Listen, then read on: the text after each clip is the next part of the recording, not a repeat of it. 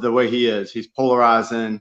He's unbelievably talented. Everybody loves his talent, but some people get mad because he can be a little rough sometimes. But it's racing. It's a different kind of way of thinking. And a lot of these guys today, they don't think like he does or act like he does. But it was a good race. We have Darlington coming up. The bad thing is a lot of guys are mad at him because he has a tendency sometimes to wreck a guy who won't get out of the way or do something to make somebody mad. So we have Darlington coming up this week, and this is a track where he can be taken out. So I'm staying away from Ross Chastain. I'll take Kevin Harvick and people who do well here, Denny Hamlin, who won the last one, because this is a track that you have to be an older guy to know it. You got to be smart. It's not just riding around in circles. This is a really hard track. It's called the Lady in Black, and because it'll just take you out. You'll put a black stripe down the side, and you'll be wiped out.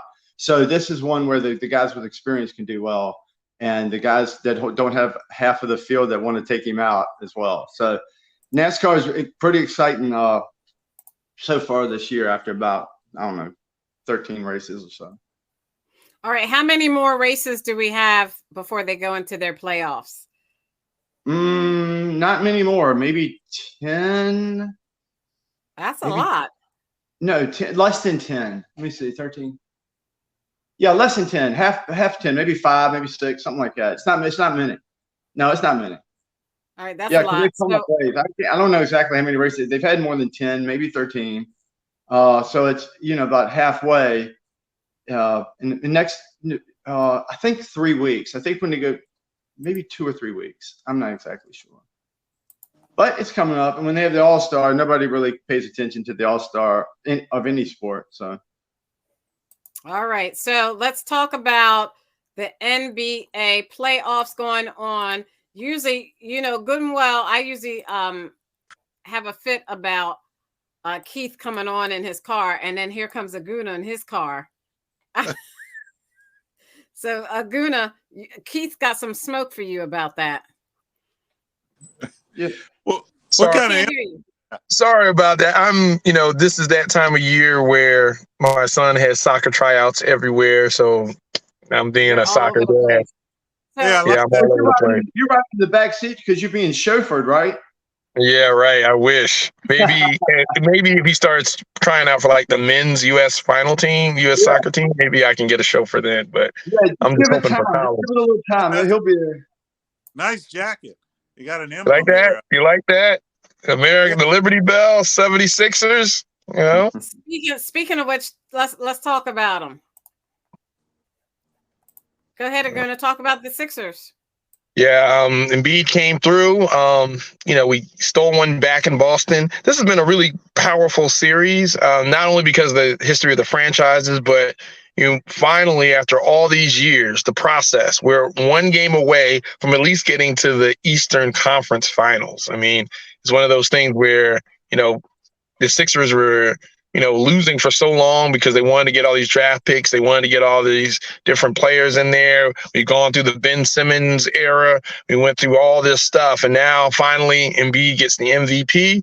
And now we're one game away from the finals. And hopefully if we can just win one more, we don't have to worry about this Boston curse. Because I think we're cursed by Boston. They put us out last year.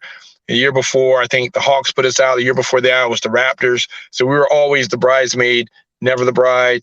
And, hopefully this time we can try to get over the hump. But, one game away. We lost one game in Philly when Embiid was accepting his MVP trophy or title. And then all of a sudden, we stole one in Boston last night with it was a shaky performance, but, we pulled it through. So one more tomorrow. And hopefully we can bring it home in Philly and not have to go back to Boston. Yeah, and y'all are top 3 for the odds. And in the odds to win it all, y'all are top 3. Y'all are 3. So people are liking y'all right now. Tatum, he can get hot.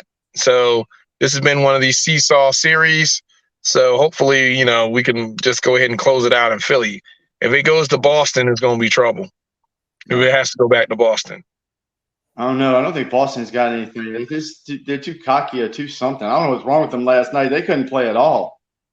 Yeah, but the bittersweet thing is, if they get to the Eastern Conference Final, which they'll probably end up playing, I'm thinking the Heat. And if they win that series, guess what? Another Philadelphia team is in the finals, and another Philadelphia heartbreak may be on the horizon. Because if the Lakers and the Nuggets, let's not think I'm just saying, I'm thinking the Lakers, Nuggets. When you put it out there with conviction, somebody might hear it, and it might happen that way. Yeah, you don't want to think like that. You got to stop it, Guna. Guna, you got to stop. Well, we'll see. World Series, Super Bowl, and NBA Finals. I'm gonna hear a lot. I'm gonna hear a lot. I'm gonna hear a lot. The city of first place losers. I got 5 teams. Guna, I got 5 teams that are like, none of mine are in. As far as you are, be happy. Don't be negative, man. Hey, man, we can't be somebody has to break the curse. We can't be the city of first place losers. You can't keep saying that word either. You keep making it bigger. But wait a minute, it's not like we never won anything. We did win the NBA championship with Doctor and Moses Malone. We did win the But that's before me and Keith were born. We did win the NFL Super Bowl. The Sixers was 83. I remember the Sixers in 83. I remember the Super Bowl, of course, in 2017. I remember 2008 with the Phillies. So yeah. But it's nice to have another. We need another. We need a parade on Broad Street. It's been too long. Okay. You always need one more. Let's look at this NBA playoff. The Celtics and 76ers tomorrow.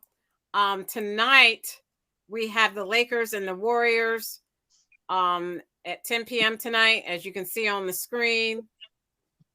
Going on now, the Heat and the Knicks. That is a good game. Miami is leading by 3. 3-1, 3 games to 1 in the series. Stephen, what's your thoughts on the Knicks coming back? I think either team can win, but the Heat just has something going on, like they have their number, and something's wrong with the Knicks. And the Heat are getting 3.5 points, just like I said with it last week, the week before, I don't know. But sometimes they give you a gift, and I think the gift was they gave me 3.5 points with the Heat. And I think the Heat can handle the heat of this game and the pressure of it. And I think they can win tonight. And I think they're going to try real hard to win so they can rest up for a little while before their next matchup. I think they can. I think it's going to be a good game. And Aguna, I'm sure it is. Aguna, yesterday the Nuggets put something on the Suns.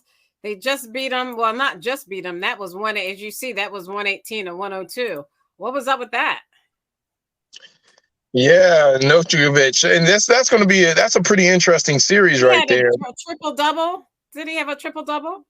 Yeah. It looks like Denver's playing lights out a little bit. That's an interesting series. It was knotted up. They pulled it out yesterday, so it's going to be interesting to see. I think the Lakers are going to close the Warriors out tonight. I think the Heat are going to close the Knicks out, and I do think Denver has the edge in that series as well. So it's shaping up to be a pretty interesting final on the West and East. Right. So the Georgia Bulldogs championship team said one thing: thanks, but no thanks. Bye-bye. They're not going to the White House. When is it a team starts saying that they're not going to the White House after they won the national championship? I'll tell you when the president's wife invites both teams, the losing team along with, and gives them the same accolades as the winning team. Well, I can't believe it. Can you believe Keith even knew that? Can you believe Keith even knew the First Lady, Dr. Jill Biden, wanted to invite Iowa too? Yeah. He's skipping the subject though. He tried. Good try, Keith. But we're talking about the Georgia Bulldogs. We're talking about the football team, not the basketball team. And if you look at the reason why they declined, it wasn't for any political reason. It was more so scheduling because, these athletes, especially football, it's after their spring game. And they're in strength and conditioning training to ramp up for the season because, at that level, SEC football, it's really a very tight schedule on when these guys get back in camp, when these guys start training again. There's NCAA regulations around when they can, have access to equipment, when they can be in the building, those type of things. So I think there was a schedule conflict because they didn't say they were not going to go. They just said they can't go now. So they may reschedule to a later time. Well, you got an answer for everything, sir. Excellent. And it's called doing your research and not being biased. You may want to try it. Well, it's not biased. I mean, the only bias I see is on the side of the White House for. Of course. Well, why am I not surprised? The LSU women's basketball team is going to visit the White House on the same day as the University of Connecticut men's basketball team, and that is the national championship NCAA basketball. But I don't know why Dr. Biden would say that. Why she would it be because she doesn't know anything about NCAA basketball championships? Well, apparently it's okay with Aguna, so it doesn't matter. Yeah, because I actually said that, right? I actually said that on this show. It was okay. Stop, Keith. Bottom line of it is she was trying to be impartial. And a lot of times when you're in a situation where you don't really know the details or you're not like that sporting type, you try to make concessions that, don't make sense. No, they should not both be invited to the White House. Losers should not be invited to the White House. It's the other way around. And I think, again, no harm, no foul. It didn't happen. So what? All right. The fact that she wanted it was kind of funny, but at the end of the day, well, she didn't want it. I'm over it. Stephen, she suggested it. What are your thoughts? I think she really just didn't know enough about it, and she was probably trying to be inclusive. Let's give her the benefit of the doubt. She was trying to make a compromise, but all of us who are into sports and who are very competitive saw it as saw it as crazy. Why would you invite the loser, especially given the circumstances, the fact that the Iowa, I forgot her name, but she was, there was a lot of trash talking going on in the game and gamesmanship. So all of a sudden you did all that trash talking, especially when they beat Don Staley and my USC Gamecocks. I was not trying to hear nothing about Iowa going to the White House too after all that. So yeah, Jill tried, but it Iowa wasn't. Went to the White House. The Gamecocks should have been invited as well. Yeah, and see, where do you stop? Everybody that went to the Final Four get to go to the White House? No, bottom line of it, she was trying to be inclusive. She was trying to compromise in a situation that didn't require that. Well, she was trying to be nice. Stacey, what I think last part up about inviting everybody. When does it stop? It stops with the two teams going. That's it, which is how it should have been from the very beginning. No, it should not have been, Todd. Yes, it should have. What is the Come on deal? now. Those girls worked hard. So what? Both teams worked hard. And, don't fall into the participation trophy. It's a ninth place loser.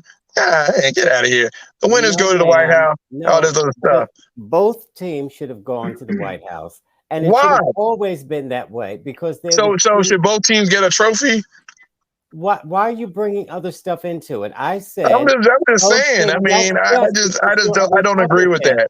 So therefore, you say all kinds of crazy things around the winner. Anyway. Yeah. So if it's crazy that the winner goes to the White House, I don't know what else to be saying. That, ma'am. I said both teams should go to the White House. Completely disagree, Todd. That is not how things are done. Because you are a Republican. And you're confused. I'm a Republican because I want winners to be recognized. Winners are recognized, and so basically, both Trump and Biden should have been president. See, Republican. Now you're going crazy yet again. And even though Trump lost, he should have been invited to the White House they should have both. Okay. Come on, like I said, got a winner and a loser. Nice idea for her to invite both. Which is how it should have always been. Both teams played hard, and they both should have been invited. Get your mind. That's not how it works, non-athlete. In the real world at all. That's not how sports works. Why people are stuck on stupid. If both teams decided to go, I wouldn't have a problem with it. She lives in we can't get mad at her about this, but mad at her about other things, whatever, I don't know. But she lives in a bubble. she has tea parties, and they eat lady fingers. They eat lady fingers at this bar. She don't know from sports and nothing probably, and she's just trying to be a good hostess at her house, at the White House. And she's like, you know what? Let's let all these ladies come, or men come, or whatever. But I can't even. It's been so many arguments. I don't know who's coming or not coming. But she was trying to be. She would like. I'm going to say she's trying to be inclusive. She's trying to be cool. She's trying to say, look, everybody, come on in. We're good to have you. I don't have any fault with that at all, because everybody knows who won. The one team has a trophy, one team doesn't. They didn't get a participation trophy, so it's just. It's a big bag of not very much. Boy, we really do live in a different era. I tell you, new normal. Oh, I hate it. No, it's just like what there's so much more to worry about. This is not a big thing to put on your mind and be like, we need to straighten this out, man. We need to all get together and say, this ain't happening. This is the hill I'm going to die on. Right. And this is not the debt ceiling debate. No, this ain't too much, man. It's just inviting people to come to the White House and eat some lady fingers, or if Trump's in there at Burger King and McDonald's. Speaking of Bigger Macasa. Worried about it. I mean, the debt ceiling is going to always be like this with these people. They want All right, Todd. I don't know what you're talking about, Todd. The debt ceiling, Todd. He sounds just like Todd. You know how Todd. No, he never sounds like me. Don't be ridiculous. He does not sound anything like me. Yeah. Matter of fact, I'm getting overheated. Take that coat off. Yeah, what in the world? You getting hot flashes, Todd? No, ma'am, I'm not. So if you look at our screen tomorrow, the 2023 NFL schedule will be released. Stephen, your Washington Redskins. Commanders, unfortunately, I don't think they'll be in one of these. It says ESPN will get 3 Monday night. Three Monday night doubleheaders this season. What is this, 1980? What do you mean? A phone ring? It sounds like a rotary phone. I bet you it is. The way Todd's laughing, it is a rotary phone. He's all right, upset. So you see that. I was just making fun of. ESPN will get flex scheduling. Let me see if I can get rid of this. ESPN will get flex scheduling. I can't get rid of this screen. Anyway. Well, you probably couldn't because you live in the 80s. Okay, here it is. ESPN will get flex scheduling for the first time for Monday Night Football 70s. For weeks 12 through 17. Teams can now be featured on Amazon Prime's Thursday Night Football schedule twice during the regular season. And in the previous years, it was only one appearance.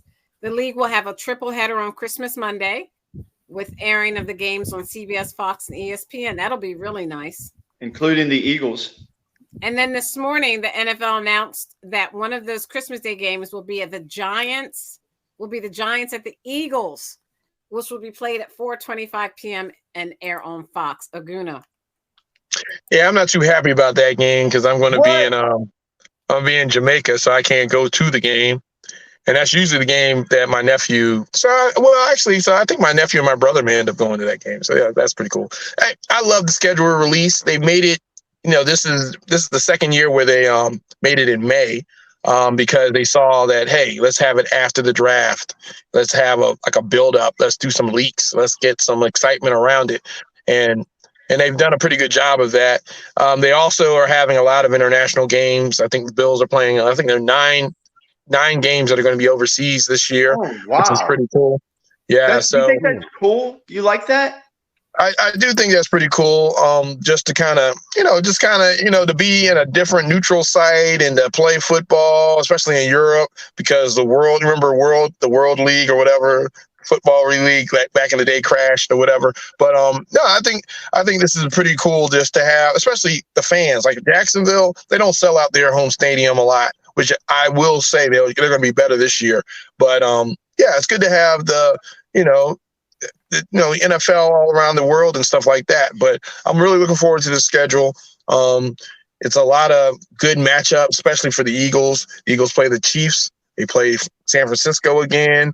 Of course, all the times that we play the Cowboys is going to be good. We also play the AFC East. So we play we're going to play Aaron Rodgers in New York. We're going to play Josh Allen in Buffalo.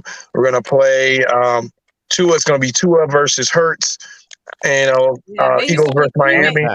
So there are a lot of great matchups that Philadelphia is going to be playing in this year that it's going to make for an awesome season. So looking forward to it. And I'm also looking forward to the Georgia Bulldogs that are on the Eagles. Seeing how they transition into the NFL.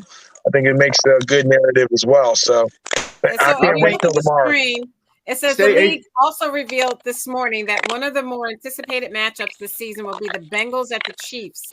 And it will be played on New Year's Eve. Wow! Oh, wow.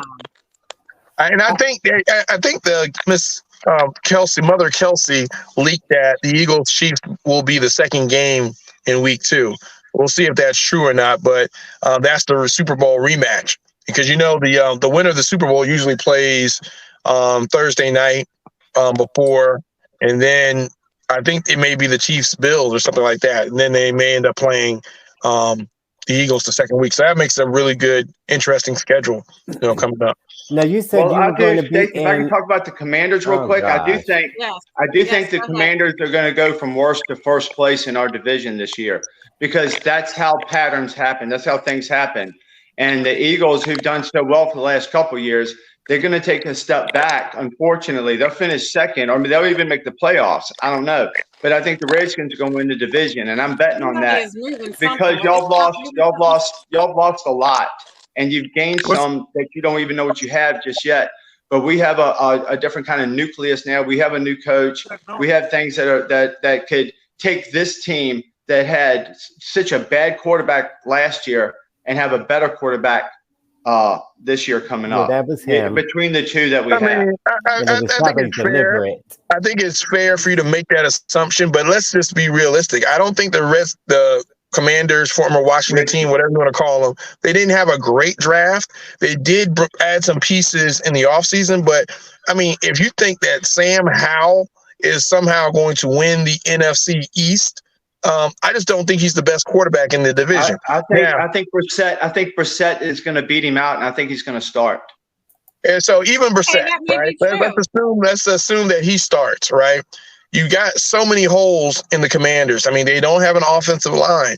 I mean, their defense, Chase Young will probably be back, but you don't know what you're getting with that. The receiving core. The running backs, and you look at some of the pieces that you need, and Ron Rivera is not a quarterback's guy, right? So you brought in Eric Bieniemy, and he's going to pull Jason Garrett. He's going to sabotage the team so that when they fire Ron Rivera, he becomes the head coach. And so it's I think you're just being negative by opportunity. You're being opportunistically negative. That's all you're doing. I understand. I understand. I'm talking to an Eagle. But you see the writing is on the wall. Hey, you see the writing is on the wall. Y'all have had a lot of success. We need just a little bit, just that much. Just to you realize since 1991 you're going to go from zero. I don't think you're going to go from 0 to 10. To 10. I just don't think realize. But if I bet on it, when I bet on it, the number's going to be so fat I can't resist it. I can put $2 on it and live for 2 weeks. But look, realize this. Since because the last time the Commanders won or the Redskins won was what, 91, 92, right? I was just a baby. I was a baby. Yeah, right. You're right. You were 40 back then. I was 57. So since 91, you guys have only had a double-digit winning season once. I know. In the last 28 years. All right.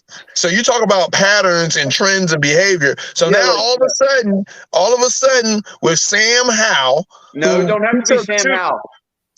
He took 2. How many snaps did Jacoby Brissett take for the Commanders last year? None. How is Rivera said it's how because Jacoby is a seasoned professional. They said that it's his job to lose. It's his job to lose. Jacoby's never had weapons like this. He never had weapons like this. What weapons? We got nuclear weapons.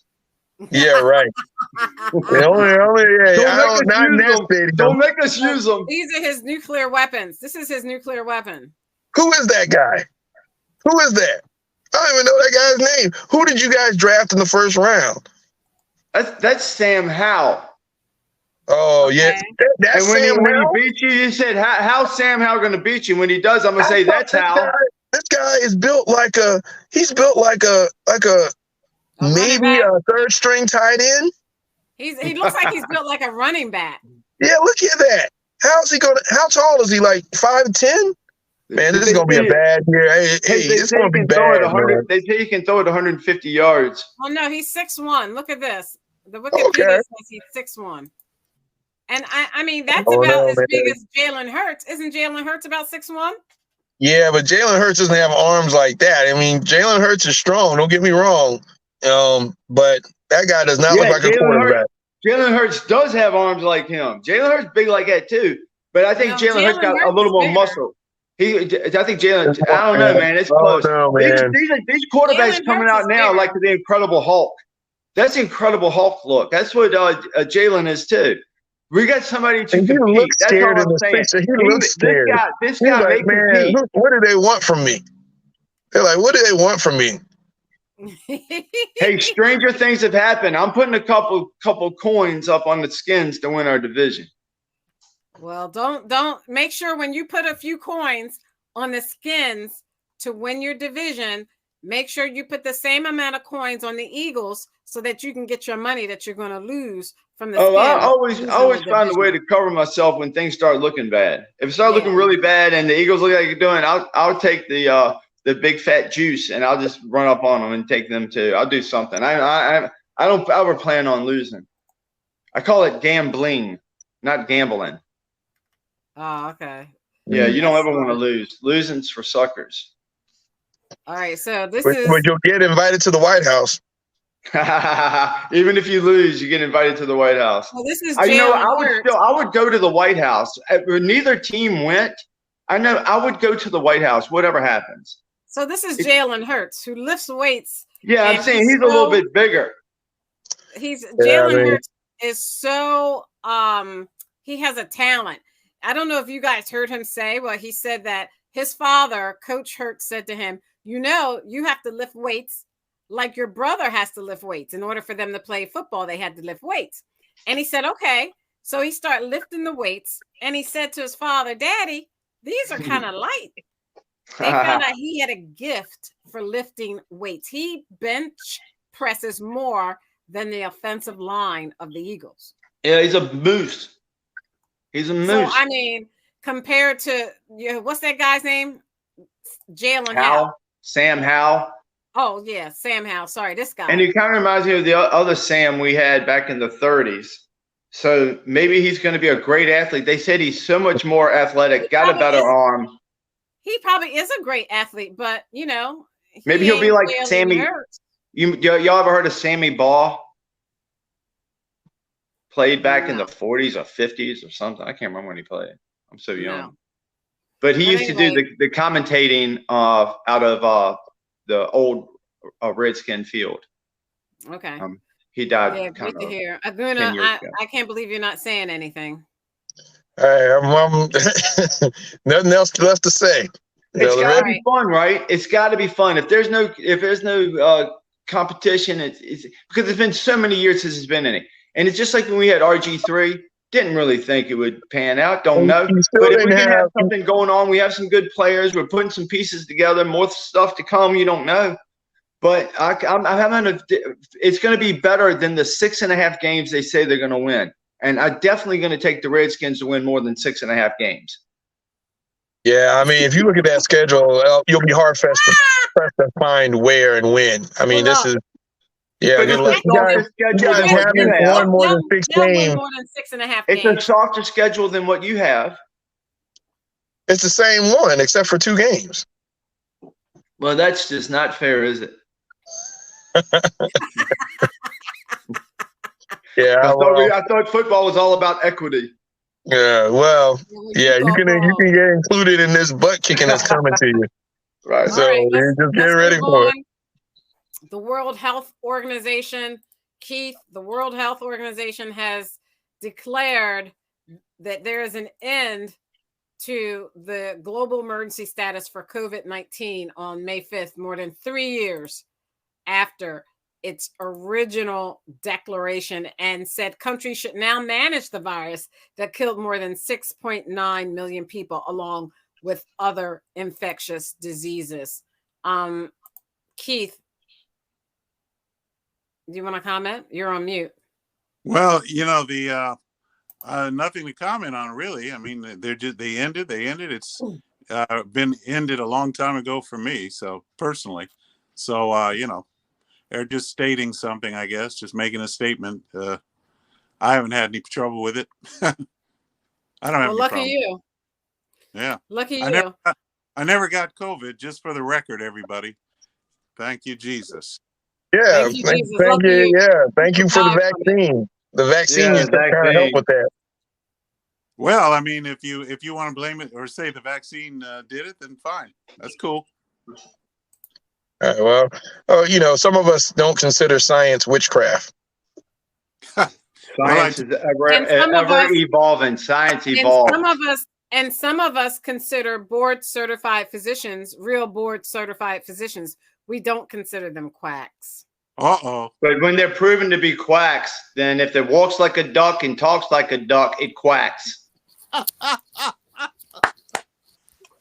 And Stacey, can I say the playoffs for hockey is going on right now, and it's been very exciting. It's been a lot of fun, and I have the Carolina Panthers hopefully winning it all because I'm an old Panther myself, not for Carolina, but I've been pulling for them, and they're doing quite well.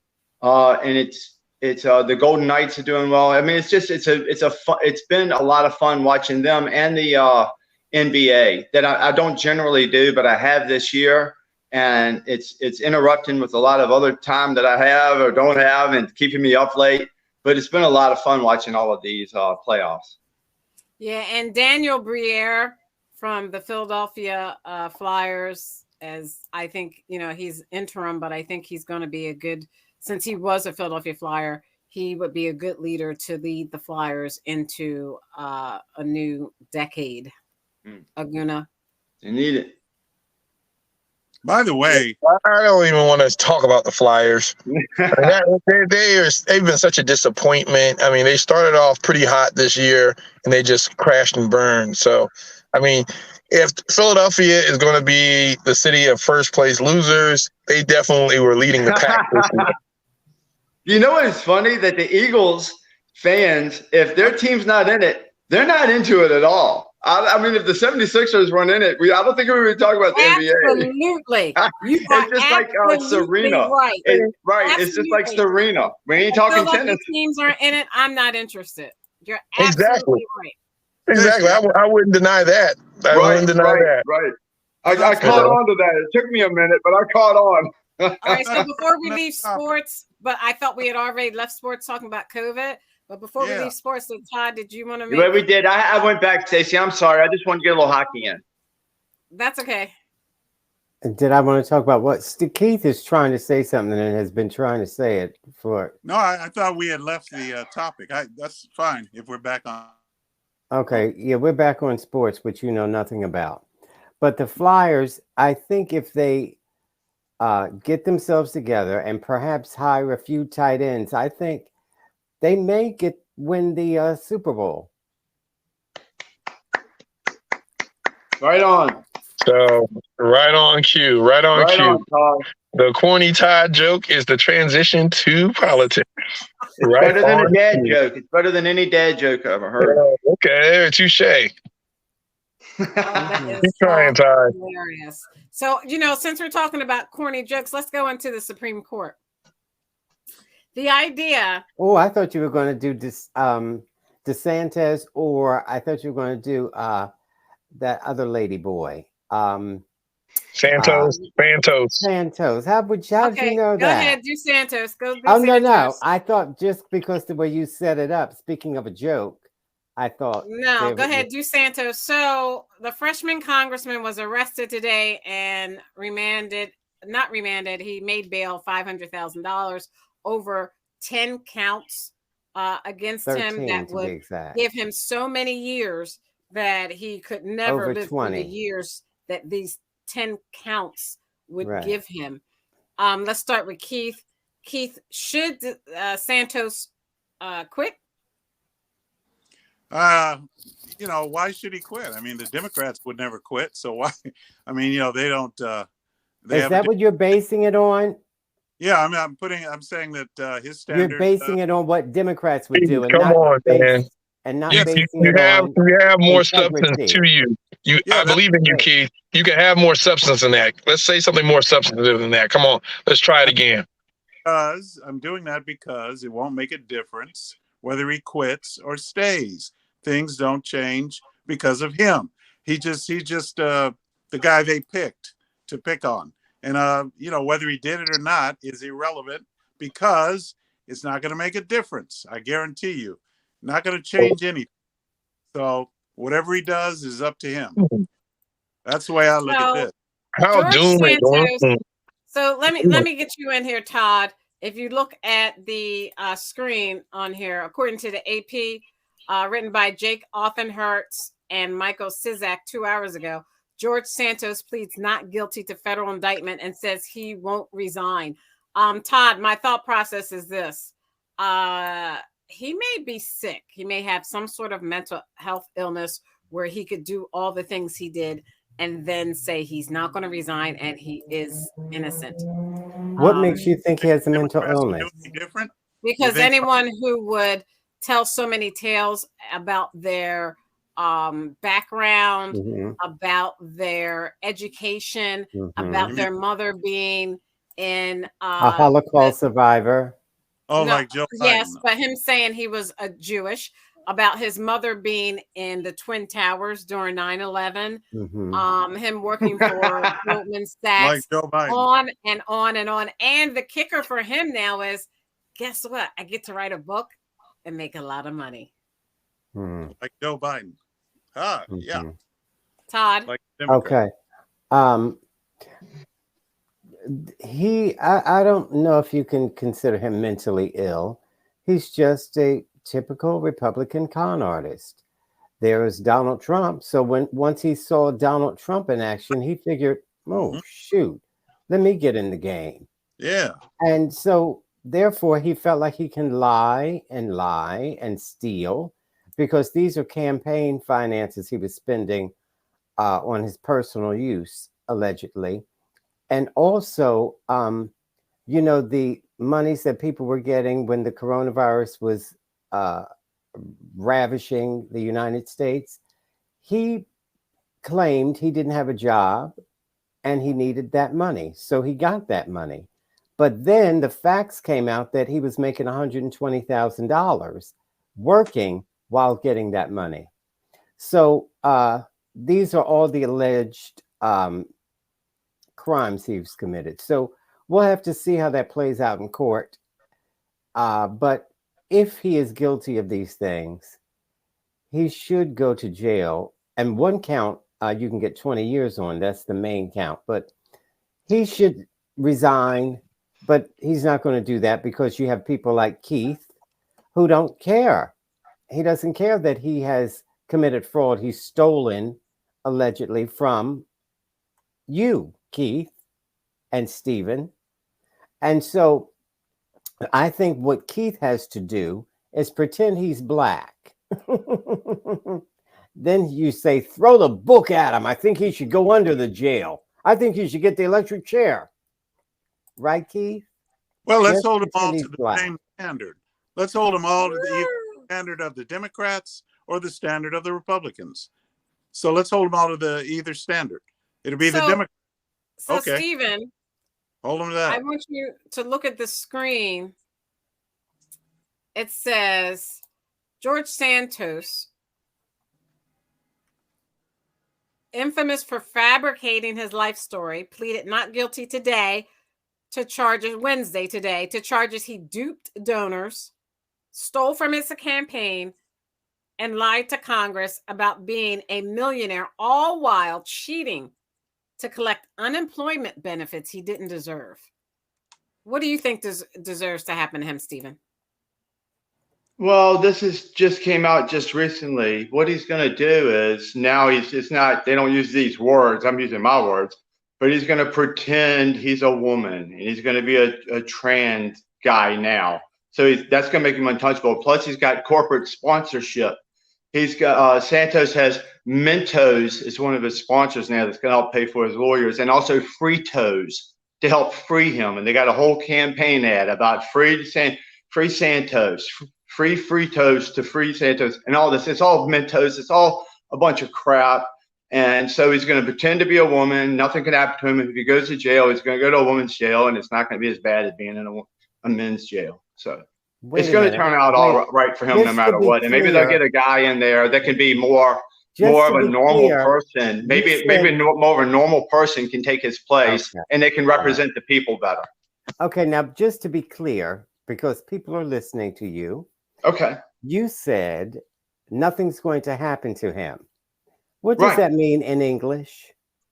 Because he's declaring that he's a woman now. Okay, and he's a woman, and now he's a transsexual, so he's untouchable. So what? He is protected. How is he untouchable? Just because he's protected now. He can do whatever. He can do whatever he wants. He can go dance for 5-year-olds in their classroom. He can do whatever he wants now. He can do whatever. He's got carte blanche. He can do whatever. He's the most protected person on earth. Okay, Aguna. Let me get Aguna in here. He's protected. Why are you repeating yourself? Listen, come on, Todd. Come on. Let's roll. Let's all roll together, Todd. Let's all roll together. He's trying to be funny. The fact that I thought it was pretty funny. Committed.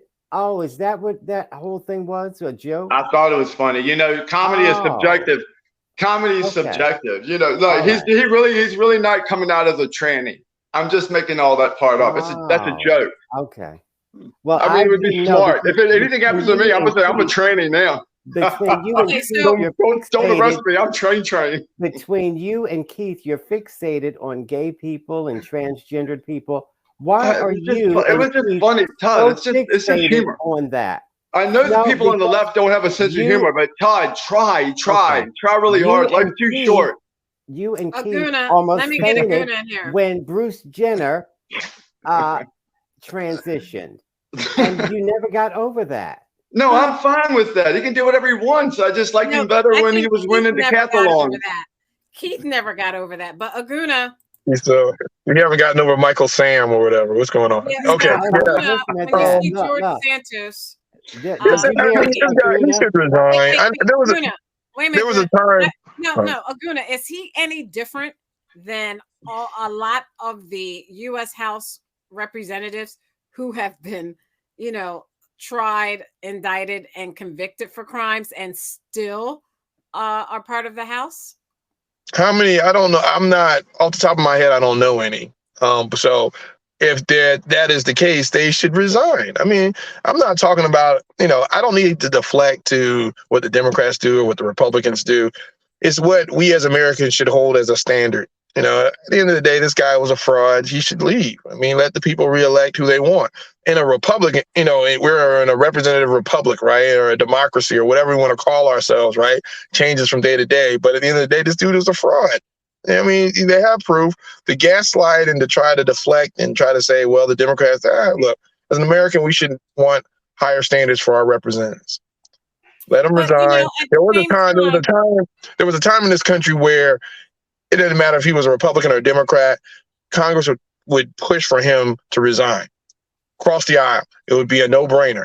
It wouldn't be a lot of the bureaucracy around, hey, I need votes because I can't, as a speaker, I don't have the votes to pass certain legislation, so I'm going to keep this fraud in office because he's beholden to me. There's not all that stuff going on. It's like, bottom line of it is, you broke ethics, and there is a decorum of the House that needs to be upheld. Get him out of there, period. I'm just trying to invoke the new normal. That's all. This is a new normal. Well, I thought you wanted to go back. I thought you wanted to make America great again. I thought you wanted to go backwards. I thought you wanted to go back to the nostalgic of when we had decorum in the Congress. But yet you want to give excuses for this guy. I mean, you can't have it both ways. We got to go with the new normal or the old staff. No, we don't. No, we don't. You don't. You don't go with the new normal. Keith, you've capitulated. You've never gone with the new normal. What are you talking about? Who's fighting? Who's forcing you to do anything? So let me say that to get the vaccine. Let me share my screen and say there have been politicians who have been convicted and served. List of American federal politicians that were convicted of crimes. It just goes on and on and on, and they're doing it per. See, it just proves my point. They're doing it per presidency. So President Obama was convicted. I'm looking at this list. Who's on the list? During his presidency, during Barack Obama's presidency, can you see that? Yeah. Okay. During his presidency, these people were convicted. See that, Aguna? Not him, but let me go. And what happened? Were they held accountable? Okay, so you see David Petraeus. No. Right? He was sentenced to 2 years probation. See that? Mark Stillander, a Republican from Michigan, was convicted of obstruction of justice. And then you see Laura Richardson, Democrat from California, was found guilty on 7 counts of violating U.S. House rules by improperly using her staff to campaign for her. Jesse Jackson Jr. pleaded guilty to 1 count of wire and mail fraud. Rick Renzi, Republican from Arizona, was found guilty on 17 to 32 counts against him, including wire fraud. But they're saying that every one of these continued to serve, or because I thought there was some. I thought people got censured. I thought there was some resignations. I thought there were some things going on. Some got resignations, but and you see, Marjorie Taylor just got censored too. Marjorie Taylor. But as you can see, remember Anthony Weiner was convicted of sending sexually explicit photos of himself to a 15-year-old girl and was mandated to register as a sex offender. But, it comes down to this. It is up to the people. It is up to the people who elected them. It is up to the people of New York. It is up to the people of PA and Florida. It is up to the people of Illinois and Arizona. It is up to the people of New York when it comes to Santos, whether or not they want him to remain in office. Just look at Marion Barry. Look at Marion Barry in D.C. Marion Barry was convicted and went to jail for crack and put back in D.C. council. Woo. So it's up to the people to decide who will represent them. Right. So are you saying they should have a special election to see if he gets reelected or something? What do you? Because the election has already been held and all this stuff came out. Now, shame on the people who didn't do their due diligence prior to the election, because I think a lot of this information was in the public space. But now that it's there, they don't have any reports but to wait till the next election cycle. It's up to George Santos to either resign or for him to run again when it's his time, and for the people to either vote him in of his district or vote him out. It's their choice. If they want a convict, but they have to wait. But you're saying they have to wait to do that. If he does not resign, they have to wait. But a lot of people are asking him to resign. In the United States, you are what? You're innocent until proven guilty. But he probably should resign because nobody really likes him.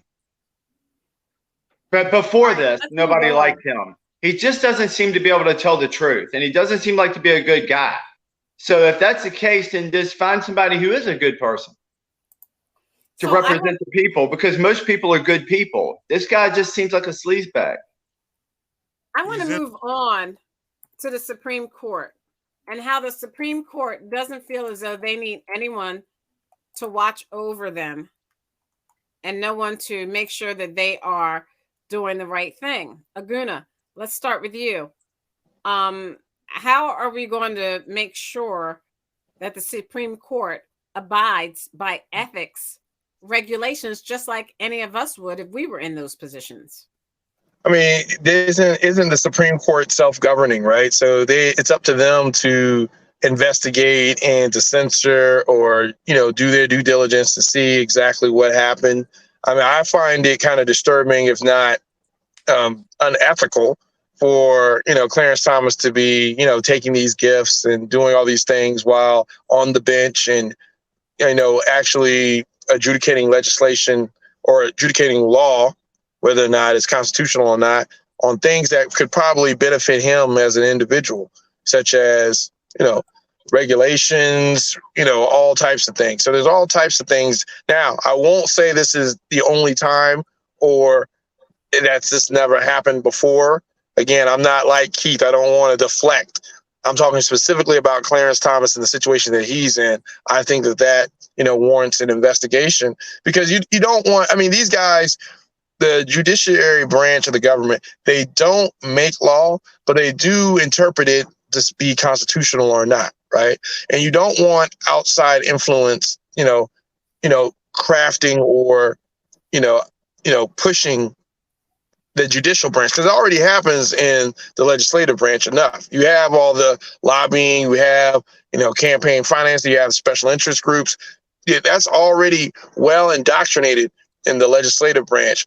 And if it's in the judicial branch, we're very much in trouble, because there's no balanced government. It's all run by corporations at that point. So I think these are warrant investigations. So Stephen, if you look at the screen that I just presented, a new Supreme Court case seeks to legalize assault weapons in all 50 states. A case on the court's shadow docket could strike down state and local bans and on AR-15s and similar weapons. This was written by Ian Millshauser yesterday at 4:30 p.m. Stephen, how can, with shootings throughout America, and we just saw one in Texas last week where 8 people were killed and 7 people were injured at a Texas mall, how can the Supreme Court do that and take that power away from the states? They can't do that. If they try to do it, they're going to have a problem on their hands. These guns that are in question is a fashionable gun to hate because it looks like a weapon of war, but it's not, and it's not an automatic. And they only kill, I think, about 0.5% of the population out there. There's all kinds of other guns that kill a lot more people than these guns, and knives and feet and hands and headbutts. People die from a lot more things that could kill you, but weapons that could kill you than this gun. But they want to say AR-15 or AK-47. They don't mention that anymore. It's just the AR-15. We got to do away with it. It's the scariest thing in the world. It's really not. It's a 22.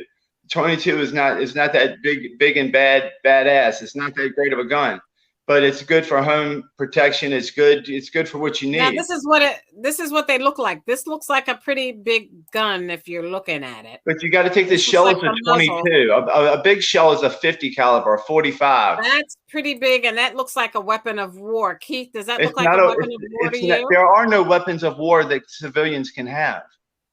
Keith? Yeah, it is, and we should have any size weapon we need for the moment, because some people live on the border, and there are people, the drug cartel, that have come over, and like ranchers, they live on the border, and sometimes you have a mass of people that may attack, with Uzis and so forth, and drug cartel, and that has happened. That has happened in this border state. When? So ranchers that have been attacked by the cartel? Yeah. Okay, yeah. When? I don't say I know them personally, but I have heard stories of that. I have seen specials where a rancher one time, he found some of his cattle were killed, 1 or 2, or his cattle was killed. I don't doubt that you probably have heard stories. So they told you that, right? Yes. Come on. Look. On this side of the border. No, see, you need to wake up a little bit, sir, because I just happens. And so, besides sure, they happen in your head. They happen, and you use them to try to scare. Again, these scare tactics and things of that nature. And I'm not disagreeing that people need to defend themselves, but to try to use extreme cases that you can't prove to justify weapons of war to private citizens is just ridiculous. It's like gang warfare, There's no weapons of war. when you have a mass, That's a matter of opinion. No, it's not a matter of opinion. It's a matter of fact. The AR-15 is not a weapon Only of in your war. mind, Stephen. People who Your go to opinion is war not a do not fact, use man. AR-15s. Stop. People So don't. let me People. ask you this. So let me ask you this. Not Now, I being want you to look at this screen.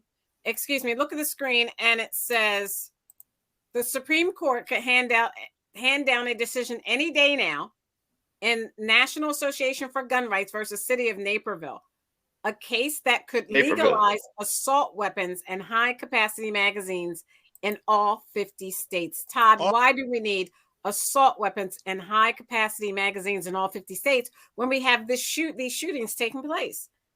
I'll tell you why. Because we have more and more masses of people going around shooting at random. You have people that are shooting, and you have masses of people that are attacking, property and attacking people. It is happening all over the country.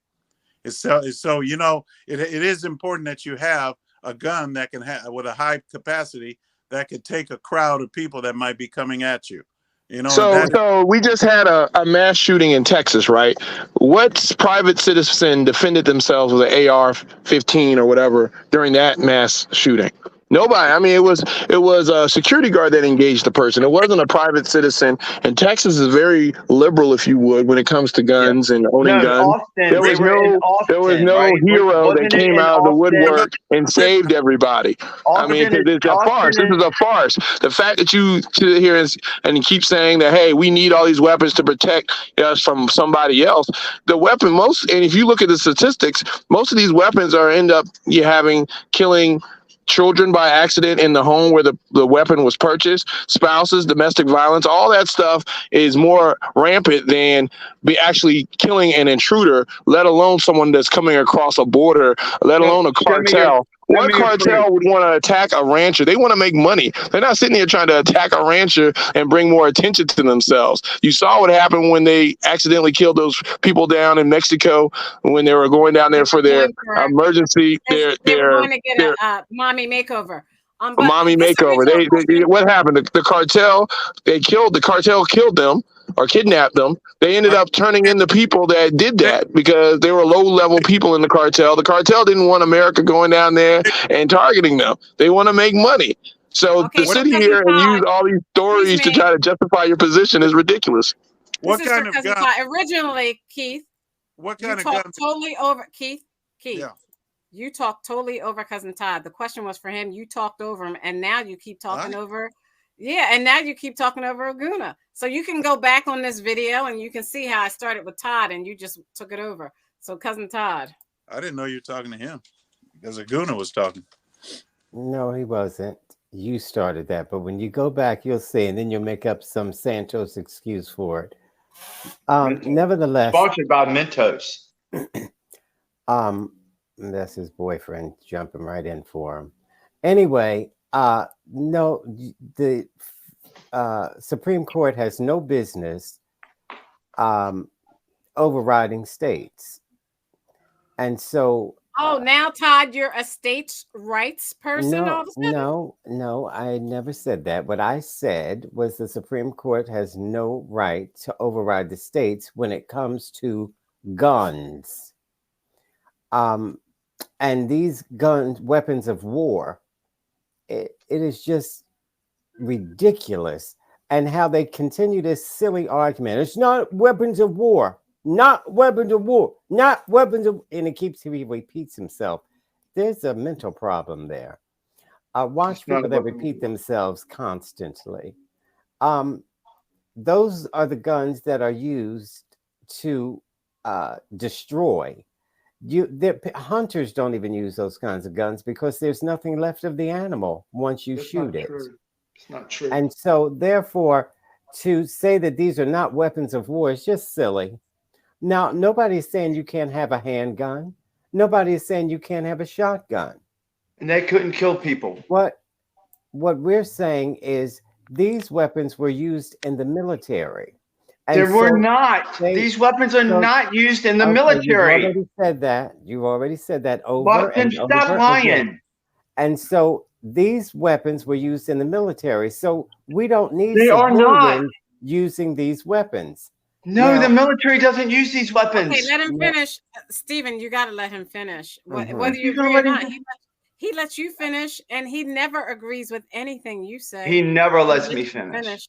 He does so. So anyway, this is the delusion we're talking about between Look. this one and that one above him. Look. So this is what people don't want. These weapons of war on the streets. They should be in the hands of the military Okay. and or some police, but So, not in speaking of civilian hands, because these are the guns that are used over and over and over to do these mass shootings. About 200 people die from these guns a year. Speaking of which, Title 42. It's about to end. How many of those people do you know, Stephen? Whenever there's a mass shooting, these are the weapons. People die more from pistols than they do AR-15s. They die more from pistols. Well, one person is too much. How about that, Stephen? One person is too much. Then don't drive your car. Don't drive your car. No, we're talking about guns. Don't deflect. We're talking about guns right now. Let's focus. I know it's hard for you. I know it's hard for you, but let's focus on the subject. Dies. We're Everybody talking dies. about. It's a dangerous world. You sound like a nut right now. You sound like a nut. Stop So it. you think nobody should have guns? Then you sound like a nut. No, you're saying nobody should drive. Nobody should do all this stuff. No, I'm saying You're everybody should ridiculous. drive and everybody should own a gun if they want a gun, if they're capable of having a gun. Well, there are certain guns you shouldn't own. That's all we're saying. There should be certain types of restrictions on people that aren't trained. But that's stupid, and it's been tried No, before. it's not. So you're saying that you shouldn't be trained to use a gun? I am trained to use a gun. That's not the point. But that was the point. I said people, you should get a gun if you have the right training and the right licensing. If you don't think that that's intelligent, I don't know what else to tell you. I mean, talk to police officers. People that are trained to use guns use them nefariously also, Aguna. So well, I mean, but at least it's something. At least it's something. So part of it is done. But that's part. No, it's not. That's part of. It's not a silver bullet to say, hey, nobody should have guns. Nobody should have anything. But there should be things in place, safeguards in place that make sense, that are reasonable. It shouldn't just be willy nilly. Anybody can get a gun just because you should get it. Has guns. There's nothing you can do ultimately that's going to stop people who lose their minds from doing stupid crap. And you have to accept that in your life. In that regard, we shouldn't do anything. We shouldn't do anything, right? There's nothing we can do, so we shouldn't do anything. So if you 5-year-olds should buy a gun. If you look I said that, right? You said let's not do anything. What is I didn't say that. You did. Hey, hello. What is Title 42, and how has U.S. used it to curb migration? This was written by Rebecca Santana on May 9th, yesterday. This is AP.com, AssociatedPress.com. We'll start with Keith. This week marks the end of the coronavirus restrictions on asylum that have allowed the U.S. to quickly expel migrants at the southern border for the last 3 years. The restrictions are often referred to as Title 42 because the authority comes from Title 42 of a 1944 public health law that allows curbs on migration in the name of protecting public health. The end of Title 42's use has raised questions about what will happen with migration at the U.S.-Mexico border. The Biden administration is preparing for an increase in migrants. And we talked about this a little bit last week.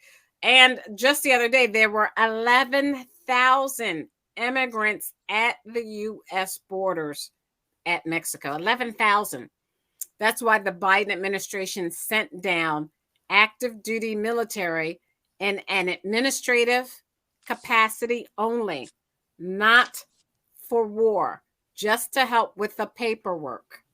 So, Keith, now that the World Health Organization, as we discussed, declared that COVID is no longer a public health emergency and Title 42 will end this week, how do we curb the influx of immigrants from other countries?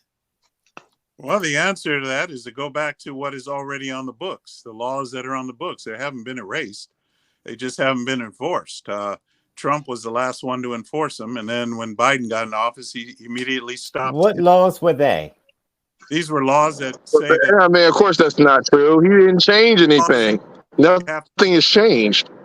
Oh, so now I get interrupted. He's still enforcing what Trump had in place.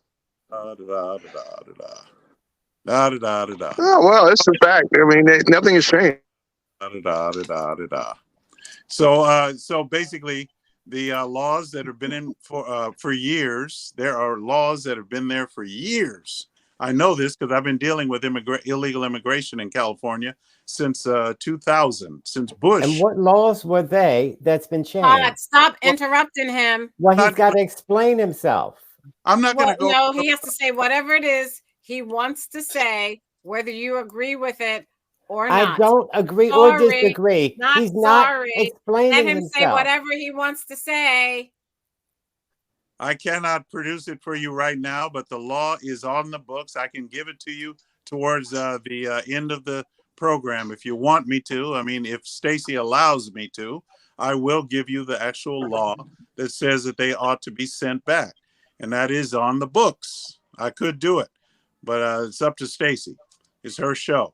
So I have it in my file, but I don't have it in front of me. Let's put it that way. And you guys certainly not going to allow me to go back and look at it right now. So okay. I would just say also that that is the problem. They won't enforce the laws that are already on the books. And that is the big problem in our country. So there you go. That's it. So Aguna, let's sandwich you between Keith and Stephen.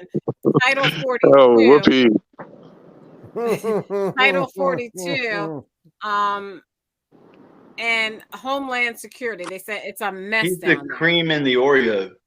That's why there was a problem, they said, when the Secretary for Homeland Security was testifying. He can't wait. There's a big problem with immigration at the border. And now that Title 42 will be ending, how do we help streamline any type of immigration requests we get from foreigners? Well, I mean, Keith just mentioned that the laws aren't being enforced. And the big question is why? Are these enforceable laws? Just because, I know people on this show don't go to speed limit. There's certain things that can't be enforced because you don't have infrastructure in place to enforce the laws, or you're not really going at the root cause of why people are coming here to begin with. If people are coming here to work, right? They want a job and they don't want to be citizens. They want to go back to their country of origin, but they just want to make money. There should be things put in place for them to do so and pay taxes and contribute to our economy. But we're not talking about that. We're talking about breaking laws that aren't enforceable because of the sake of people coming here that we don't want these people coming here.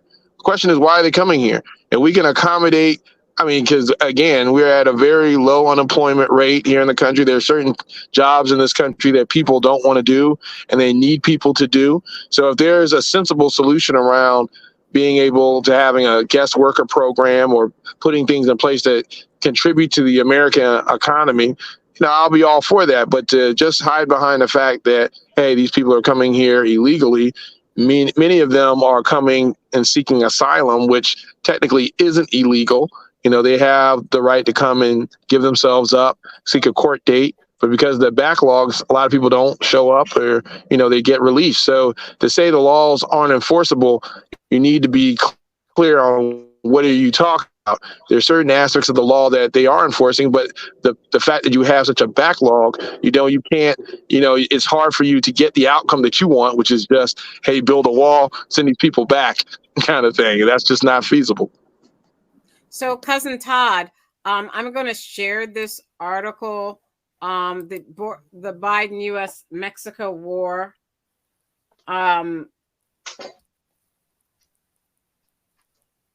Let me share it. Okay. Biden, U.S.-Mexico border will be chaotic for a while. This is what President Biden said. I'm sorry, this is for Stephen. I'm supposed to sandwich Aguna between Stephen and Keith. The Biden U.S.-Mexico border will be chaotic for a while. This is by Lolita Baldor, Tara Kopp, and Colleen Long. It was written American Associated Press yesterday. APnews.com. President Joe Biden predicted Tuesday that the U.S.-Mexico border would be chaotic for a while when pandemic-related restrictions end. She's a genius. 550 active duty troops began arriving and migrants weighed whether or when to cross. So what was the president doing by saying that? What do you think his reason was? Stephen?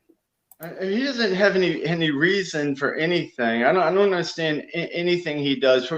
For him to all of a sudden feel like, okay, now because we're going to cut this out, it's going to get really bad. It's been bad. We have millions of people here, and there's a lot of people out of those millions that we don't know anything about. We don't know about what kind of diseases they have. They haven't been vetted. We don't know if they're terrorists.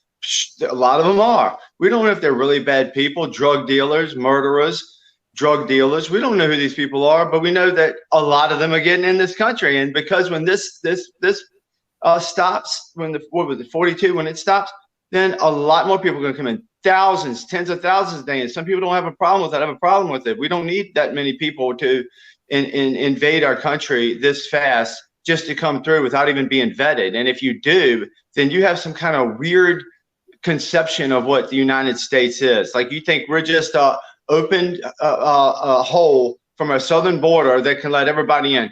There's about 7 to 8 billion people in this world. Why don't we just let 1 billion people in? We've already have we're going to have 4 or 5 million soon. Why don't we just let 1 billion? Why don't we let 1 billion people in this country? Do you think it'll affect the outcome and the greatness of this country that we have so many people here? Is anything going to stop it? To be honest with you, if it weren't for immigration, we wouldn't have Apple.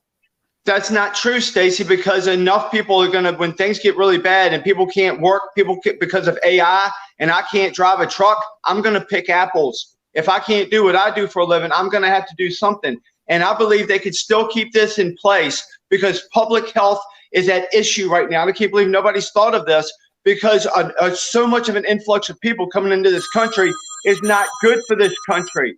It's not good for the health of this country and the health of the people, because we don't know the diseases they're bringing in, and they're bringing in so many people. We can't accommodate this many people, that millions are going to come through, just pour through the border, and there's nothing we can do about it. That's a health crisis to this country, and it's a security crisis. Okay. The president has done nothing because he needs to stop this from happening. Okay, so Cousin Todd, it says on this article that Lopez Obrador with President Biden spoke for roughly an hour yesterday to discuss the border.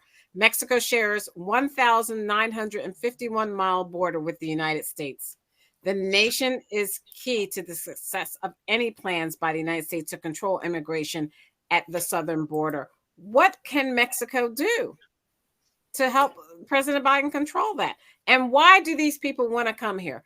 I wouldn't want to come here. I want to stay home. Well, they do too. Most people want to stay home unless they're being run out of their people. And this is the myth. Oh, let's just jump up and get on a raft and go across the water. Nobody wants to do that. People want to be home. But when you're not safe in your home, you find a way out. Now, Stephen was talking about the immigrants coming over here, and nobody wants all of those immigrants over here so fast. Well, we didn't want you here, and your people came over here so fast. Why don't you take your people and go back to where you came from? You and people that look like you are illegals. You're the invader. Mm-hmm. And so that makes sense. Get out of here. Well, my family came over here legally, Todd. My family came over here legally. These people are coming through illegally. Now, you might think illegally is it may be a Spanish word or something for illegal. Oh, you're illegal? That means you're legal? No. That means they broke the law to get in here. They're breaking into the country, Todd. They're illegal. You're compounding different issues, Stephen. You can come and seek asylum. His family came in legally. Stephen, is seeking asylum illegal? I didn't say seeking asylum was, but not That's all what these I'm people. asking. That's what I'm asking. A lot of these But folks are asking to seek asylum. Hey, they don't have it's such a strong influx of people. There's so many people coming through. They don't have can make a determination of that or not. These people are just So flooding how do the you know it's border. illegal then? They're You can't say coming that all of through them are illegal then, right? because So they're you have coming to, through if the without being system is checked. broken, They're if the coming system is through without being. broken, you're The admitting system is broken that the because of system is Joe broken, Biden and his and you're saying policies. that We're they're gonna let him illegal. You finish. can't determine that. The system is broken because of Joe Biden's policies. No, it's not. It's always been like this. Biden has been president for 2 years. Get over that. Find a solution. Stop complaining. Stop complaining, Stephen. Find a solution. They You cannot just let want to people blame come through the somebody. border. Scapegoating. They have to seek asylum in Mexico. You just want a scapegoat, Stephen. It's not a scapegoat. You just want a scapegoat, Stephen. That's all you want to do. No solutions, just complain. We get it. We get it. I got Nas on. Nas, I want to bring you in and talk about this Title 42 ending this week and how the United States is going to work together with Mexico and help make the border not so chaotic like the president of the United States is expecting it to be. Hey, how y'all doing? Good. I had to do a mic check because last time I ain't gonna say the producer's name, but the producer kind of said it. How you doing, Nas? Doing all right, man. But no, like I understand like everybody's frustration with this and trying to figure it out. I'm gonna ask the appropriate question, which is Biden is extending Trump's policy as far as when it comes to people applying for asylum.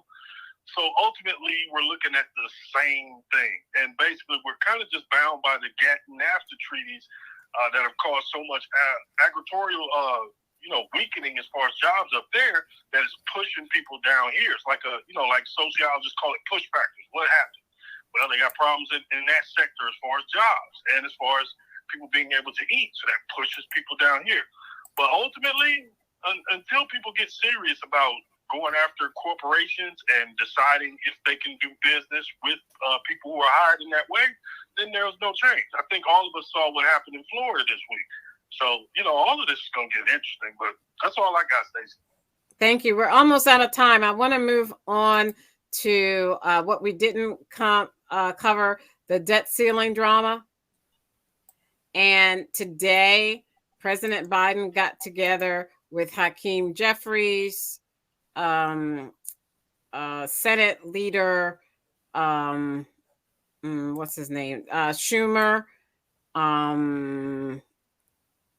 Senate Majority Leader Chuck Schumer, Minority Leader of the House Hakeem Jeffries, Speaker of the House Kevin McCarthy, and Senate Minority Leader Mitch McConnell about the debt ceiling today. Aguna, were they able to? Aguna, are you available? No. Yeah, I'm here. Were they able to come to some sort of understanding to help us not default on our bills? I think this is another just case of brinksmanship where every side is going to try to push their position until somebody else blinks. I know there are people even on this show that think that the debt ceiling, if we default, is not a big deal. In fact, we should default even though we committed to paying these bills. This is money already spent, so you already spent money. It's not the time to start talking about budgets. You talk about the budget before you even spend the money. That's the reason why it's a budget, because it constrains how much you spend. You don't talk about the budget when you're about to pay the bill. You don't go to your credit card company and say, you know what, I really shouldn't have bought these groceries or these clothes. I think we need to start talking about what I spent money on versus, hey, whether or not I can pay. So I think this is just a case in which something's going to get done. And I think you can see by the market's reaction that ultimately they believe that something's going to get done, because you don't see the hysteria that you normally see. Very quiet. They were eerily quiet today. And I must say, not to cut you off, but we have to move on because we're out of time. Stephen, it says, a CNN article says that, let me share it. if we don't pay our bills, certain states are going to get hit really, really hard. Florida, Ohio, can you see it? What the screen says? Mhm. Florida, Ohio, and Pennsylvania would also likely lose hundreds of thousands of jobs apiece if there is a breach of the debt ceiling lasting several months. Additionally, most state economies and DC will be hard hit if there's a prolonged debt limit breach, particularly DC with its large government presence. Business and tourist travel heavy states such as Arizona and Nevada will also be disproportionately impacted, according to Moody's analytics. So you didn't care about that. That's on them. Pull yourself up by your own bootstraps. So these have disastrous implications that people aren't feeling right now, but they will if it doesn't happen. So why is Congress not doing their job? Because Joe Biden is incapable of doing any negotiation at all. He hasn't done any. He's had some minions out there, but he hasn't been doing anything because he's not fit to be the president. And that's the problem we have right now. He's way overspent. He's the puppet, the green agenda and everything they've done. It's way too much. And I don't know if I agree with Aguna because I think there's a lot of money that we've spent that hasn't gone anywhere yet that we can roll back. And the Republicans want something from the Democrats to get an agreement. And that's what Joe Biden used to do. When Joe Biden had half a brain, when Joe Biden, but Joe Biden doesn't have a brain anymore. So he can't negotiate. He has not negotiated with them. It takes two people to negotiate. Right. So to sit here and just say it's all on him. Is McCarthy negotiating? So it's only on Joe Biden to negotiate. Got it. You just want to blame somebody. You always want to blame somebody. You don't come up with any solution. Everything out your mouth is Joe Biden's fault. No, it's Biden's handler's fault. You said it like 50 times on the show. I can almost predict what you're going to say. Joe Biden's fault. But it's factual. Joe Biden, next time save us the moronic. Joe Biden sucks Save us the okay, sorry. You said it before. I mean, we know what you're going to say, Stephen. I got to get blame somebody else. Joe Biden sucks. Article, he keeps saying it. You don't believe me? Yeah, it's his fault. You don't believe me? You don't agree that Joe Biden sucks? Okay, I'm stopping. It's Joe Biden's fault. No, tell me Joe Biden doesn't suck as president. All right, 3 states. If you look at this article, then you're mentally ill. Stephen, stop. We get it. All right, you're angry. I'm not angry at all. I'm just spitting facts. Okay, I'm sick of both of y'all. Stop. A real threat. In its report, Moody assigns a 10% probability to a breach of the debt ceiling. It's up from 5% previously. What once seemed unimaginable now seems a real threat, said the Moody's Analytics chief economist Mark Zandi in his report. Keith, this is a real possible threat when the United States does not pay their bills. And people in the States are going to be hit the hardest. What can you do, or what should the Congress people do to stop us from defaulting on our loans? You're on mute. She put me on mute. No, I just took that was on mute. You put me on mute, so I just respect. You were just lip syncing. No. Anyway, the point is, look, I'm a little bit fed up with this. We do this every time. We have never defaulted anyway. So if you think about what happened during Obama's era, the same exact argument was made. We're going to cut this. We're going to cut that. We're going to cut Social Security. We're going to cut this. I mean, we won't be able to pay our bills. Okay. So the argument is just all that we're arguing here is irrelevant because none of us have any power to do anything. That is up to Congress, and Congress will do what it always does. They're going to go on and approve it, eventually, probably at the midnight hour, just like they do it every time. Yeah, but shouldn't they have some compromise, right? They should compromise. They already do have compromise because McCarthy already put it in, but Biden is already talking about rejecting it. So, because Biden will not compromise. Right, exactly. Oh my gosh! So I'm glad this wasn't an issue under Trump when he actually spent the money that we're trying to pay for now. I mean, it's not about when you can't have a one-sided compromise. It just doesn't make any sense. Everything that McCarthy is proposing, based on what Keith said, we can't do anything about it. So why are we even talking about it? Well, the thing is, you don't compromise. You don't try to cut spending when you're talking about the debt ceiling, because that's stuff that you've already spent. So if you're saying that the Democrats or Joe Biden doesn't want to compromise, what do they need to compromise on? This is a bill, we got to pay it. Why are we trying to say, hey, let's cut all these things now? When you go and you're creating the budget, again, we're not creating a budget. We're just approving paying for what we've already spent. It's a completely different subject. What we already spent, then don't spend so much money in the future. Okay, because we can't afford it. I agree with that, but that's not the time to discuss it. Compromise there is what I'm saying. Well, that's when you make the budget. This is not the time. We're not making the budget. No, if they want to pass this huge bubble right now, then make something for the future then.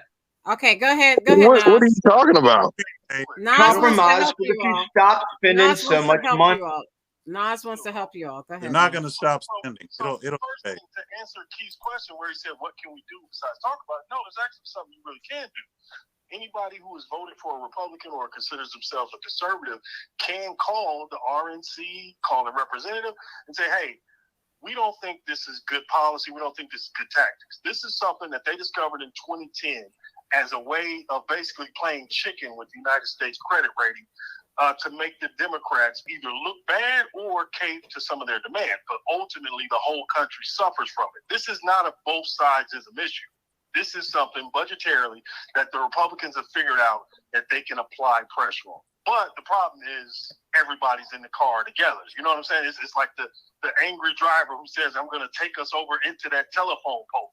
Well, the problem is everybody's in the car together. So the Republicans should throw this away at the tax. It's damaging to ultimately the American credit rating, our standing in the world, our ability to sell T-bills and everything else across the globe to other people to make even more money and to also secure the future of America.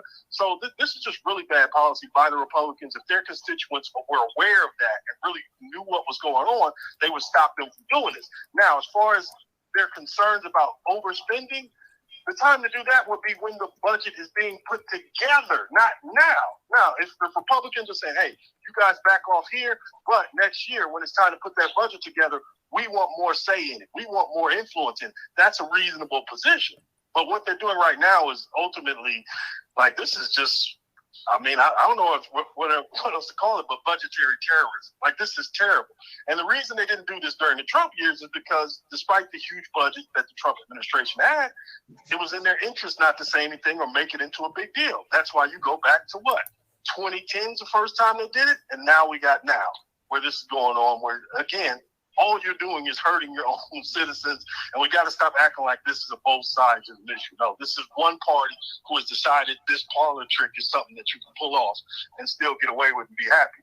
So yeah, this is too far, man. You got to stop this. So we're going to do our roundtable discussion. We're out of time.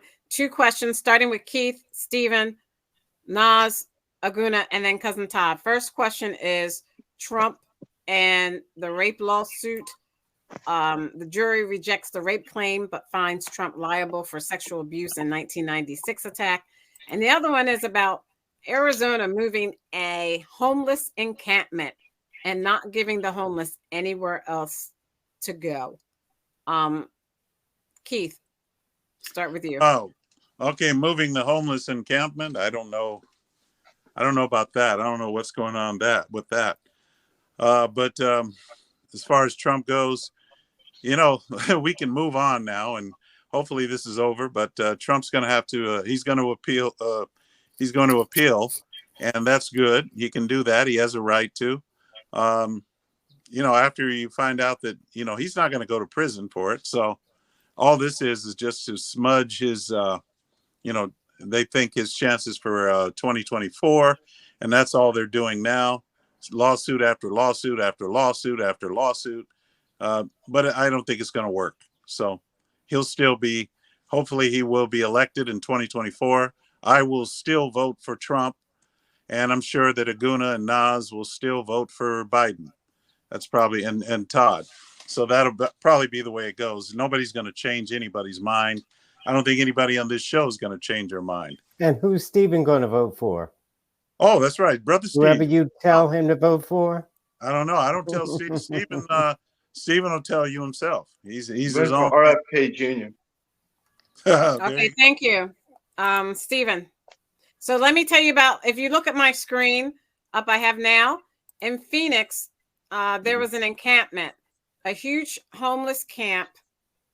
I'm sorry, let me get this screen back. A huge homeless camp. I'm trying to get the screen back. Sorry about that. One thing, when Title 42 will be cleared after neighbors sued. What happens to its vulnerable residents is an open question.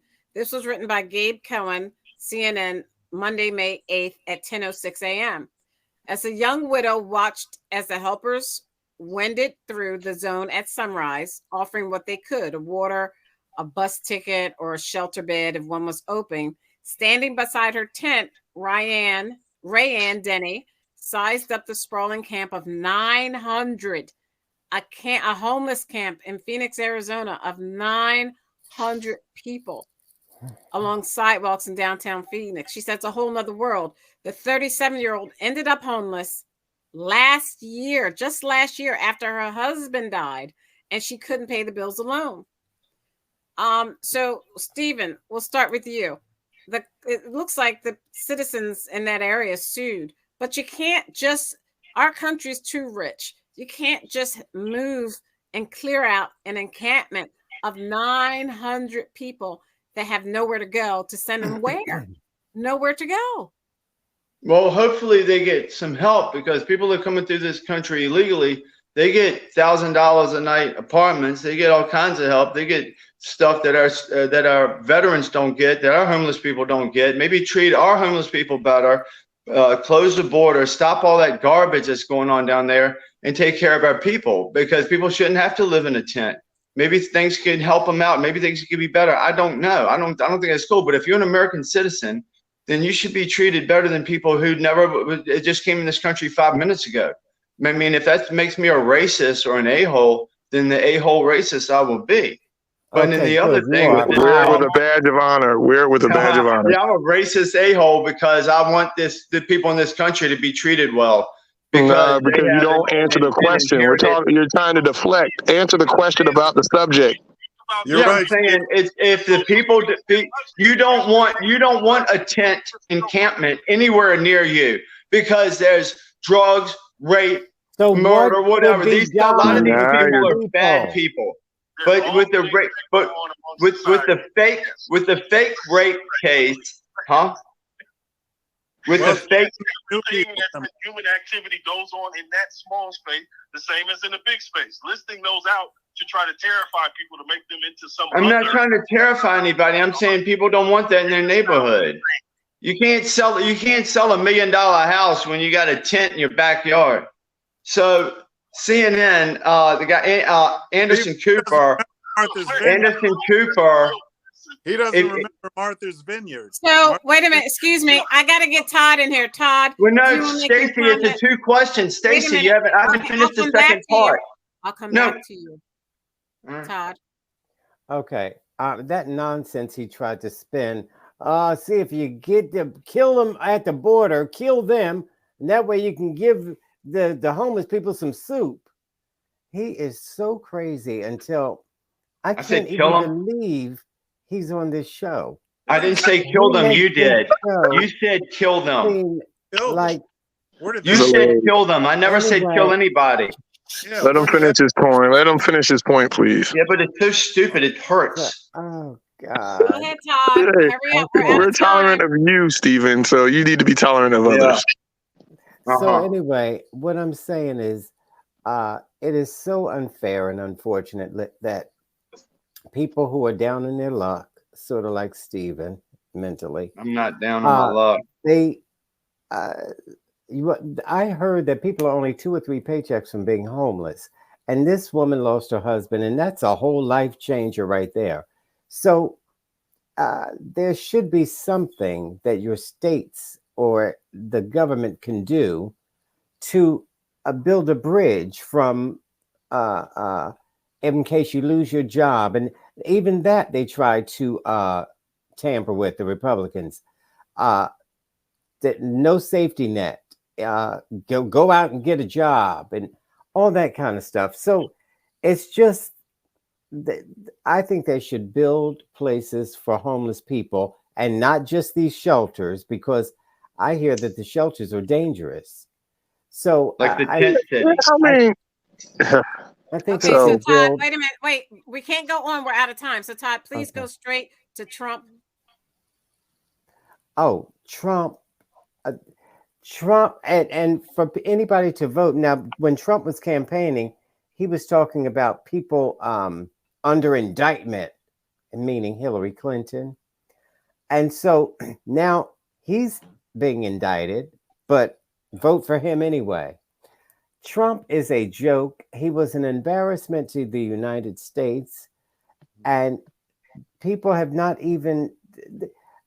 in my mind, once you see how ridiculous he is and just listen to him, he's committed all kinds of crazy crimes. And it's a non-factor for Keith and Stephen. Oh, so what? He was accused of rape. So what? He said grab women by the genitals. So what? He's just a good old guy. So what? He lied on his taxes. This is why he never showed you his taxes. So what to all of these things? So what? He's had sex with a porn star and paid her. So what? So when do you stop saying so what and you say he's not fit to be president? He's an embarrassment. He never raped her. Vote for Biden. Thank you, Cousin Todd. All right. Stephen, finish your point really quickly, and I got to move on to Nas and Aguna. Yeah, Anderson Cooper interviewed this woman a couple years ago, and there's something very wrong with this woman who accused Trump of this. It's something happened in 30 years ago. It's a bunch of garbage. Go watch the interview with Anderson Cooper and this woman. It's around 2 years ago. She even said before, she said, well, yeah, but rape is sexy. Rape is a sexy thing. And he's like, rape is violent. She said, no, rape is sexy. And he got really uncomfortable, had to go to commercial. There's something mentally wrong with this woman that accused the president of this. And just because he got convicted of something that's stupid doesn't mean anybody should take it seriously. Okay, so he doesn't need to rape. He's not a rapist. Stephen, can you finish out I'm done. Thank you. Okay, thank you. Aguna. Nas, just a minute. Stephen already said you can't rape your wife. So you can't even take him seriously. And Donald Trump was accused of raping his wife by his wife. Okay, his first wife, Ivana. I never said you couldn't rape your wife, Todd. I never said you couldn't rape your wife or beat your wife or shoot your wife or stab your wife. I never said that, Todd. You said you can't rape your wife. I will give you the clip. Go ahead, Nas. Go ahead, Nas. No, I just wanted to speak to the Arizona story.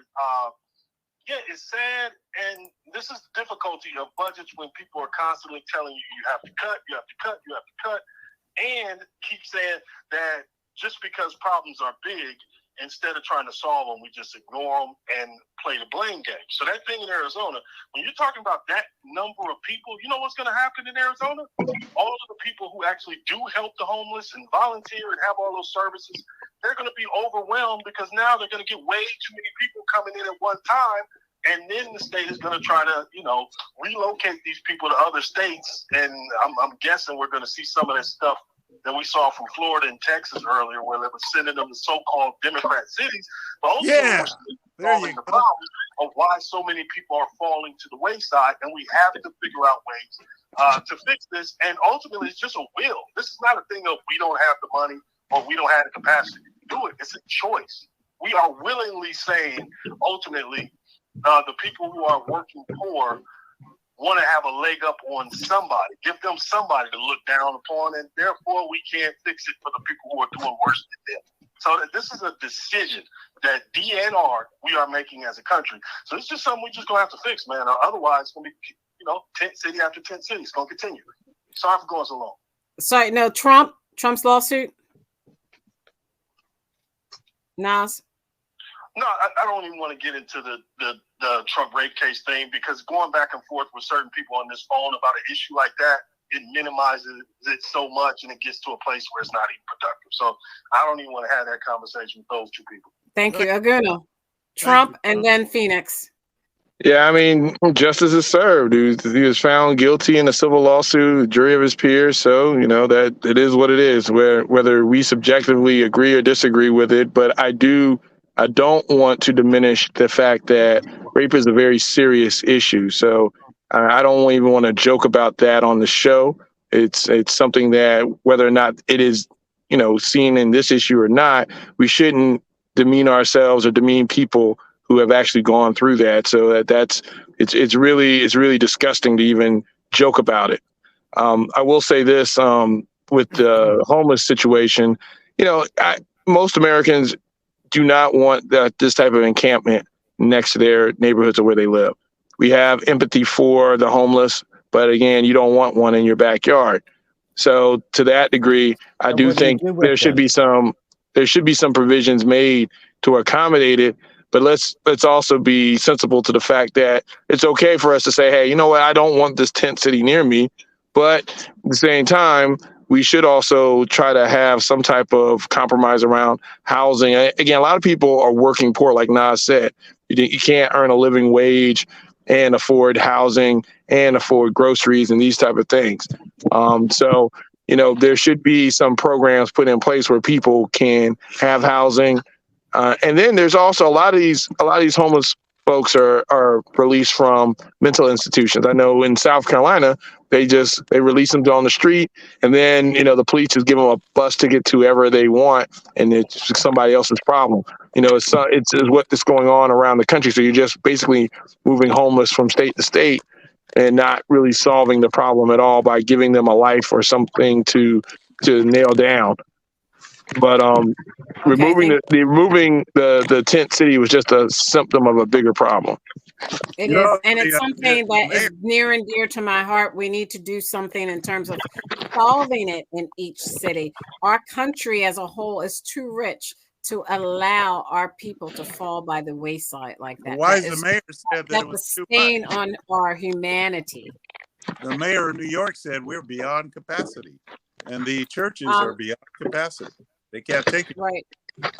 Then we need to start There's a lot of erecting noise, housing. and it's probably Keith or Steven. And start putting up housing for the homeless, for them to live. I mean, build it. Steven's taking down his tent. Refurbish old hotels, make them into apartments. Families should not be homeless by any means. This country is just too rich for that.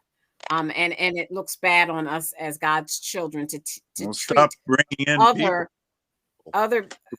treat God's other children in this way, and it has to stop. To our first responders in our communities, you make our lives livable. Thank you, thank you, thank you. To our women and men of the U.S. military for all that you do in sacrificing your lives so that we are free to say whatever we choose. He is homeless. On this show, we are forever indebted. On behalf of Aguna, the Nigerian moderate Republican, Keith, please. Education of mind is a terrible thing to waste. Don't be like the folks on this show. Keith. Yeah, don't be like the liberals. Do it, Stacey. Just say it. The constitutional conservative. Steven, are you ready, Steven? Oh, he's never camera ready. Oh my gosh, he's in the tent city. He's in the tent city. He's in Arizona. No, I'm in the garage getting my bike. Thank you, Nas. Oh God. Thank you for joining us, and my cousin Todd. Remove your tent, Steven. Remove your tent, Steven. I'm Stacey Johnson. Let's keep this conversation going on Twitter, Facebook. Follow us. Please like and subscribe on YouTube. Follow us on Instagram. Check us out on Twitch. And what's the other thing? The Twitch and I don't even go on that thing. Twitter. No, it's that other thing that woman's on. No. It was another one, Twitch and something else. Anyway, follow us and like us on Stephanie Stallworth's The Flow Television Network. I know what that is. Yeah, Flow. But That's what I was thinking about. Flow. Flow. No, it wasn't The Flow. It was another network. We'll talk to you next week. Thank you. Another social media platform. Okay. That'll work. Okay. Good night. Hey, Y'all have a great night. Hey, Crazy, couldn't you wait until we were off the show before you start doing all that weird stuff? Get out of here. We're off the show. But I got a busy life, man. I never stop. No, ma'am. I got to be somewhere, man. No. I had to get all my stuff together. I thought we were basically off the show by then. You got to meet your friends over there at the shelter, right? I'm sorry, Stacey. I wasn't terribly professional, but I got to take a ride and go see some friends real quick. Yeah, before they get moved. Yeah, before they have to pull up the spikes on their tents. Yeah. Okay. They just have a little pup tent. No, I was asking if Steven put in his good tooth. Steven did who? Put in your good tooth. Did what? Your tooth. Your good tooth, he said. Aguna's one tooth that you put in. Aguna's gone. I don't know what he's talking about, man. Yeah. All right. Good night, everyone. Have a good night. Good night. Y'all have a great night. Enjoy yourselves. The night is young.